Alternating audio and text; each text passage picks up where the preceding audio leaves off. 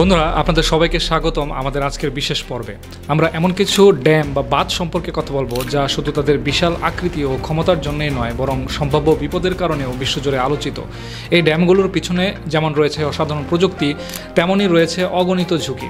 যদি এগুলোর কোনো একটি ভেঙে যায় তবে লাখ লাখ মানুষের জীবন হুমকির মুখে পড়তে পারে। তো চলুন বিস্তারিত জেনে নেই এই ভয়ঙ্কর ড্যামগুলো সম্পর্কে। প্রথমে যে ড্যামটি সম্পর্কে কথা বলবো সেটি হচ্ছে এঙ্গুরি ড্যাম। এঙ্গুরি ড্যামটি 1970 সালে জর্জিয়ায় নির্মিত হয়েছিল এবং এটি দেশটির প্রায় অর্ধেক জনগোষ্ঠীর জন্য বিদ্যুৎ সরবরাহ করে। কিন্তু বিশেষজ্ঞদের মতে 272 মিটার গভীর এই ড্যামটি নিরু পর্বতমালার ভিতরে নির্মাণ করায় এর নিরাপত্তা নিয়ে অনেক বিতর্ক রয়েছে। আশেপাশে জনবসতি থাকায় এটা ভেঙে গেলে বিশাল ধ্বংসযজ্ঞ ঘটতে পারে। তাছাড়া এটি জর্জিয়া ও আফখাজিয়া সীমান্তে অবস্থিত হওয়ায় দুই দেশের জন্যই মারাত্মক হুমকি হতে পারে। এবারে কথা বলবো চীনের থ্রি গর্জিয়াস ড্যাম সম্পর্কে। বিশ্বের বৃহত্তম জলবিদ্যুৎ কেন্দ্রগুলোর মধ্যে এটি হলো একটি, যা 40 বিলিয়ন লিটারেরও বেশি পানি ধারণ করতে পারে। এটি সমুদ্রপৃষ্ঠ থেকে 170 মিটার উঁচু এবং এটি পৃথিবীর 5 ভাগের 1 ভাগ জনগোষ্ঠীর বিদ্যুৎ সরবরাহ করে। তবে বিপদের বিষয় হচ্ছে, যদি এই ড্যামটি ভেঙে যায় তাহলে 350 মিলিয়নেরও বেশি মানুষ ক্ষতিগ্রস্ত হবে আর পুরো অঞ্চলে বিপর্যয় নেমে আসবে। এবারে রাশিয়ার একটি ড্যাম সম্পর্কে কথা বলবো, যেটার নাম হচ্ছে সায়ানো-শাসানস্কায়া ড্যাম।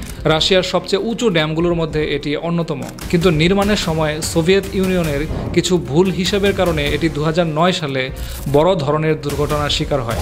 সেই দুর্ঘটনায় বহু মানুষ মারা যায় এবং এটি রাশিয়ার ইতিহাসে অন্যতম ভয়াবহ প্রযুক্তিগত বিপর্যয় হিসেবে বিবেচিত করা হয়। বর্তমানে এটি মেরামত করা হলেও ভবিষ্যতেও আবার বিপদ ঘটতে পারে বলে আশঙ্কা রয়েছে। এবারে কথা বলবো ইরাকের মসুল ড্যাম সম্পর্কে, যেটা কিনা 11 কিউবিক কিলোমিটার পানি সংরক্ষণ করতে পারে এবং প্রায় 17 লক্ষ মানুষের বিদ্যুৎ চাহিদা পূরণ করে।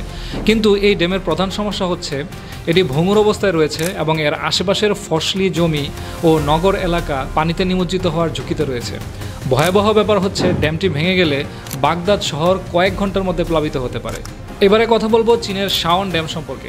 দক্ষিণ পূর্ব এশিয়ার ম্যাকং নদীতে অবস্থিত এই ড্যামটি বিশ্বের অন্যতম উচ্চতম ড্যামগুলোর মধ্যে একটি, যা চীন, মিয়ানমার, থাইল্যান্ড, কম্বোডিয়া ও ভিয়েতনামের মতো দেশগুলোর জন্য বিদ্যুৎ সরবরাহ করে। তবে বিশেষজ্ঞদের মতে যদি এটি কোনো কারণে ধসে পড়ে তবে কয়েকটি দেশ মারাত্মক ক্ষতির সম্মুখীন হবে এবং বিশাল এলাকা প্লাবিত হবে। এবারে সুইজারল্যান্ডের গ্র্যান্ড ডিকসেন্স ড্যামটি সম্পর্কে কথা বলা যাক। এটি হচ্ছে বিশ্বের সবচেয়ে উঁচু বাঁধগুলোর মধ্যে অন্যতম। এটি 400 মিলিয়ন কিউবিক লিটার পানি সংরক্ষণ করতে পারে। বিশেষজ্ঞরা বলেছেন এটি ভেঙে গেলে মাত্র 4 মিনিটের মধ্যে 40,000-এরও বেশি মানুষ পানির নিচে তলিয়ে যেতে পারে। এই কারণে এলাকায় 8,000-এরও বেশি জরুরি সতর্কতা ব্যবস্থা স্থাপন করা হয়েছে। এবারে ক্যালিফোর্নিয়ার একটি লেকে অবস্থিত একটি ড্যামের কথা বলা যাক, যেটার নাম হচ্ছে ইসাবেলা লেক ড্যাম। ড্যামটি অনেক বিপদের মুখোমুখি হয়েছে, তাই সরকার এটিকে পুনর্নির্মাণের সিদ্ধান্ত নিয়েছে। বর্তমানে প্রকৌশলীরা এটিকে দুটি অংশে বিভক্ত করার কাজ করেছেন। পরিকল্পনা অনুযায়ী 2022 সালে এটির উন্নয়ন কাজ শেষ হওয়ার কথা ছিল, যা জনগণের জন্য নিরাপত্তা নিশ্চিত করবে। এবারে বাংলাদেশের একটি ড্যাম সম্পর্কে কথা বলা যাক, যেটা আপনারা সবাই জানেন, যার নাম হচ্ছে কাপ্তাই ড্যাম। বাংলাদেশের গর্ব কিন্তু ঝুঁকিপূর্ণ বাংলাদেশের একমাত্র জলবিদ্যুৎ কেন্দ্র হচ্ছে কাপ্তাই ড্যাম। 1997 সালে নির্মাণ শুরু হয়ে 1962 সালে এটি সম্পন্ন হয়। এটি 230 মেগাওয়াট বিদ্যুৎ উৎপাদন করতে সক্ষম। কাপ্তাই ড্যাম দেশের বিদ্যুৎ চাহিদা মেটাতে গুরুত্বপূর্ণ ভূমিকা রাখলেও এর ভঙ্গুরতা এবং নিয়মিত রক্ষণাবেক্ষণের প্রয়োজনীয়তা বিশেষজ্ঞরা তুলে ধরেছেন। যদি এটি ধসে পড়ে তবে দেশের বিশাল অংশ প্লাবিত হয়ে যেতে পারে। তো বন্ধুরা, এই ড্যামগুলো আমাদের আধুনিক সভ্যতার উন্নয়নে বিশাল ভূমিকা রাখলেও এগুলোর নিরাপত্তা নিয়ে আমাদের সচেতন থাকতে হবে। প্রকৃতির বিপরীতে কাজ করতে গিয়ে আমরা যেন নিজেরাই বিপদের মুখে না পড়ি।